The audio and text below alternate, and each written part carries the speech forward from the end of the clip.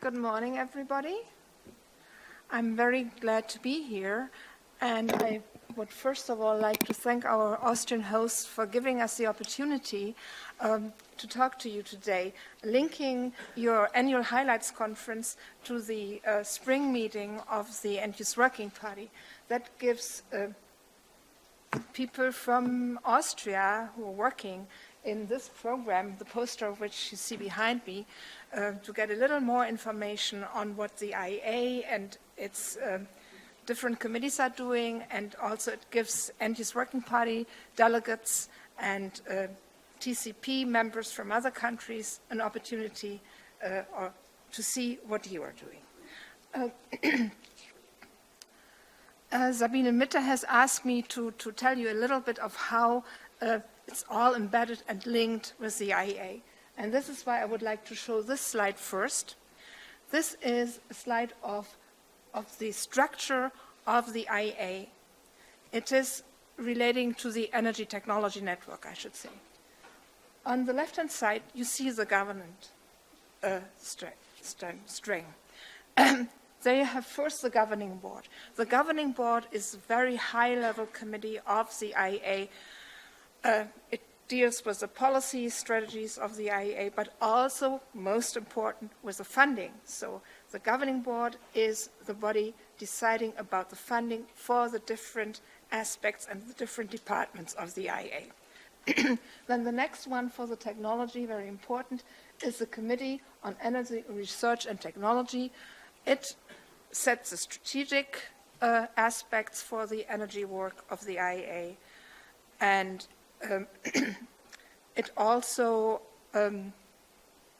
monitors the whole energy technology network, I should say. And then we have the working parties underneath this. The working parties are in the different sectors. The one I'm chairing is the Energy End-Use Working Party, and it deals with all aspects of the energy end-use sectors, and I come back to this later. And then we have the energy technology collaboration programs.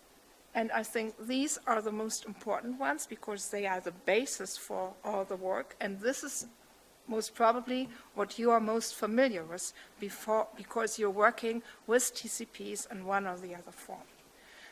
Then, of course, we have a legal framework. When you're working in a TCP, you all know this. The IEA provides the legal framework for technology cooperation, and there you have the implementing agreement legal text. And those of you working in those agreements, they know a little bit about it, but it's really just the legal framework. And then we have the Secretariat. The Secretariat functions as a service unit to all the bodies which you have seen on the left-hand side, and is also a very good liaison between all the bodies and the TCPs. It gives visibilities and legal advice, and it also does a big amount of analytical work, and you have just seen from the previous speaker one example of this analytical work.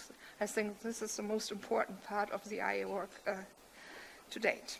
And then, of course, you have beneath all this energy stakeholder groups. These are all the groups that kind of feed into the energy technology network. We are always talking about 6,000 or around 6,000 experts worldwide, which are in these stakeholder groups. And then you have the national research and technology frameworks. And the Forschungskooperation Internationale Energieagentur of Austria is one of these national frameworks. The End-Use Working Party, of course, has its own strategy. This is always running for 3 years, because then after 3 years we have to ask a cert for a new mandate, and then we either revise our strategy or write a new one. Strategic objectives are very much linked to the overall objectives of the IEA. We have strengthened the energy technology network because we see this as an important task. Then, of course, provide energy end-use advice to IEA member countries. And this is also based on the work of the TCPs. And then we strengthen engagement with IEA partner countries, the private sector, and other relevant organizations. Though I must say this is not always very easy. We also have a mission.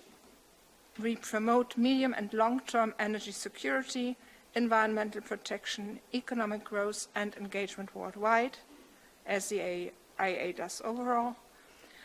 We want to stimulate and support the development and deployment of a broad spectrum of appropriate technologies, because above all in the end-use sector you need a broad variety.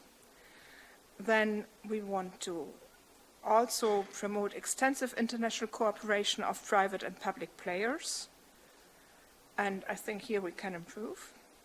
We want to share best practices, and I think for this we are a good platform. And then, of course, we want to have more interaction and monitoring with the technology collaboration programs, which are under the portfolio of the End-Use Working Party. I'm coming to this now. To strengthen and support the TCPs is the main task of the End-Use Working Party. This is our priority. So we want to increase analytical work based on the results generated by the TCPs. And in future, and I think this is also one of the subjects today, we want to focus more on systemic approaches. Then we would like to improve communication and cross-cutting activities of TCPs, and tomorrow at our spring meeting we'll have a big chunk of our meeting will be spent on discussing how this can be better done. Then we are also always discussing how results from TCP's activities can better be made available to other stakeholders. We encourage more participation and involvement of the private sector and IEA partner countries in TCPs. We must say we have China as a member in our End-Use Working Party, but so far I think they have not been very active in the Working Party. We regularly invite the TCPs to End-Use Working Party meetings once a year. This is normally always a spring meeting where we have a workshop prior to the meeting and then the meeting with subjects that are related to TCPs. And you could already see that we have quite a few representatives from the TCPs here in the room today. We do a thorough examination of annual reporting and requests for extension for TCPs. And not least, we provide the link between the TCPs and the Committee for Energy Research and Technology. As I said, we have a very broad scope. We deal with 14 technology collaboration programs in 4 end-use sectors, which I've listed here. Electricity, there we have 3 TCPs, and Michele De Nigris, whom you have already heard, is the vice chair dealing with these TCPs. Then we have 5 TCPs in the building sector, and here the vice chair is Sabine Mitter, who most of you know quite well. Then we have transport, also with 5 TCPs. The vice chair here is Carol Burrell from Canada. She should be here. Yeah, she is. You're always hiding, Carol, in the back. And then we have industry with just 1 TCP, and Tore Benson is the chair of this. The vice chair still has to be nominated. And when you see there's only 1 TCP, but I should say that this TCP has a very broad spectrum. It covers a wide range of industrial applications. There used to be more, but then they have been merged a while ago. In order to kind of manage this broad portfolio, we have established coordination groups in all the 4 sectors, which tend to meet once a year with all TCPs and related TCPs from other working parties. And the task and responsibilities are information exchange, the stimulation of cooperation across TCPs, and the sharing of best practices. And we would also like to further strengthen these coordination groups and use them for outreach activities. And I think some of you I have seen at one of these coordination group meetings of buildings which we held in end of January here in Vienna, and I think that some people who are here in the room now attended that, so you know a little bit what this is. Just a few examples of ongoing End-Use Working Party activities. We've just completed a mapping of TCP activities to identify possible overlap and opportunities for collaboration.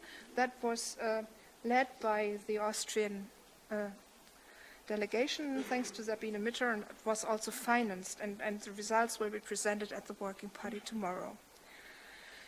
Then we are just about to identify opportunities for cooperation between TCPs and Mission Innovation or the Clean Energy Ministerial.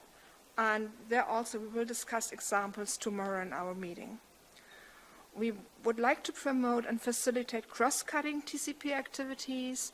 Also there I have gathered some input from TCPs and we will discuss it, and then also discuss it then with the IEA legal office in order to kind of really facilitate this cooperation. And then we have regular workshops with TCPs or other institutions such as the IPEC or the Energy Efficiency Working Party. And last but not least, I would like to show you this slide, because this is a forum on the IEA website where you can find all the information you might want to have on the Energy Technology Network, particularly about TCPs, how they are run, what they're doing. You find links to their websites, etc. And I think it should be used more because it's really very informative, and this is why this is always my last slide when I talk to people from the Energy Technology Network. Thank you very much, and I'm open for questions.